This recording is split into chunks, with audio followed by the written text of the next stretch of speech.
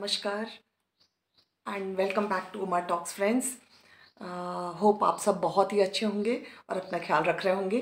तो आज मैं लौटी हूँ काफ़ी दिनों बाद इस चैनल पे उमा टॉक्स पे, और आपको जान के खुशी होगी कि एक बुक रिव्यू लेके, और वो बुक रिव्यू हिंदी में है। हिंदी की बुक है और हिंदी में बुक रिव्यू है।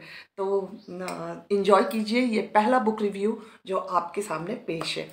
तो फ्रेंड्स, ये है एक बहुत ही वेल नोन ऑथर हिंदी के मुंशी प्रेमचंद जी का ये बुक निर्मला, जिसको कि प्रेजेंट किया है मेरी बेटी ने। और सुझाव उसका ही था कि आप नॉर्मली इंग्लिश बुक्स पढ़ते हो। यस फ्रेंड्स, मैं थोड़ी कंफर्टेबल हूँ इंग्लिश बुक्स को लेके, और थोड़ी सी इंग्लिश के साथ कंफर्टेबल हूँ, बट चैलेंजेस लाइफ में एक्सेप्ट करना चाहिए। और ये रही हिंदी की बुक रिव्यू, और ये मैंने पूरी पढ़ ली है। तो मैंने सोचा कि क्यों नहीं पतली बुक से शुरुआत की जाए, कोई मोटी किताब उठाने से ज़्यादा अच्छा होगा। तो मैंने निर्मला उठाई। उसने 2 बुक दिए हैं और एक है वो मैं पढ़ूंगी, फिर आपको बताऊंगी। वो थोड़ी मोटी है तो मैंने इससे शुरू की।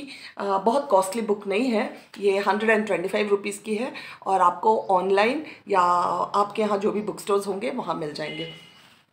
तो चलिए शुरुआत करते हैं इस स्टोरी से। ये स्टोरी ऐसा है कि आप इससे कोरिलेट कर सकते हैं। यस, मैंने इससे कोरिलेट कर लिया, क्योंकि एक middle class, lower middle class family की स्टोरी है, जिसमें एक फादर रहते हैं जो अपनी बेटी की शादी एक अच्छे घर में करते हैं, बट शादी के पहले ही उनकी देहांत हो जाती है। और पैसे के अभाव में, या ये कह लीजिए दहेज के अभाव में, माँ को शादी करनी पड़ती है। और उस बच्ची जो निर्मला है, केवल 15 साल की उम्र की है, और उसकी शादी एक अधेड़ उम्र यानी 35 इयर्स के वकील से हो जाती है। मुंशी तोताराम उनका नाम रहता है, और उनसे निर्मला की शादी कर दी जाती है। निर्मला ब्याह करके ससुराल आती है, और तोताराम जी की पहले से ही 3 संतान रहते हैं, 3 बेटे रहते हैं, और एक बहन भी है जो विधवा है। और निर्मला घर को अपनाती है, तीनों बेटों को बहुत प्यार देती है। और ठीक है, उम्र के कारण तोताराम जी से थोड़ा सा कुछ आती है, बट स्टिल बाकी सारा वो काम करती है घर की। जैसे समय बीतता है, तोताराम जी को कहीं ना कहीं शक दिमाग में आ जाता है अपने बेटों को लेके और निर्मला। यस, एक बात मैं बताना भूल गई, उनका जो बड़ा बेटा रहता है वो करीब करीब निर्मला के उम्र का ही रहता है। तो तोताराम जी के दिमाग में शक पैदा होता है अपनी बीवी को और अपने बेटे को लेकर, और वो डिसाइड कर लेते हैं बेटे को बोर्डिंग स्कूल में भेजने का। मतलब बोर्डिंग स्कूल में रहेगा, घर से दूर। और यहाँ से शुरुआत होता है घर में कलह का, ये कह सकते हैं, टूटना और द्वेष और दुख का। और बेटे के दिमाग में, बेटे को समझ में आ जाता है कि पिताई को मुझ पर संदेह हो गया है, और वो भी माँ को लेके। तो वो बहुत दुखी होता है और वो टूट जाता है, और धीरे धीरे दोस्तों उसकी डेथ हो जाती है। वो लड़का बीमार पड़ता है और उसकी मृत्यु हो जाती है। तो ऐसे बेटे का होता है। और उसके बाद तोताराम जी बहुत शांत हो जाते हैं, क्योंकि बेटा, बहुत बड़ा बेटा जिसके ऊपर उनको बहुत सारी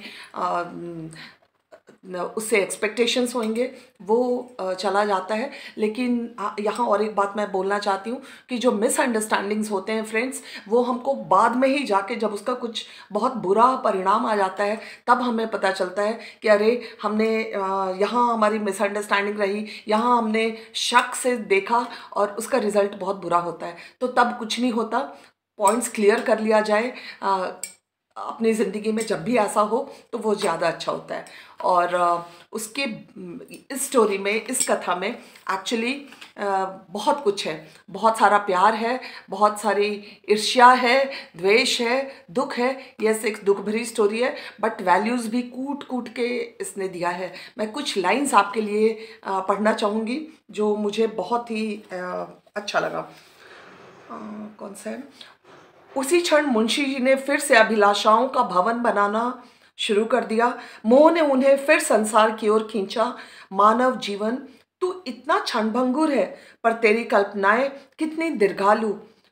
वही तोताराम जो संसार से विरक्त हो रहे थे, जो रात दिन मृत्यु का आह्वान किया करते थे, तिनके का सहारा पाकर तट पर पहुंचने के लिए पूरी शक्ति से हाथ पांव मार रहे हैं, मगर तिनके का सहारा पाकर कोई तट पर पहुंचा है क्या?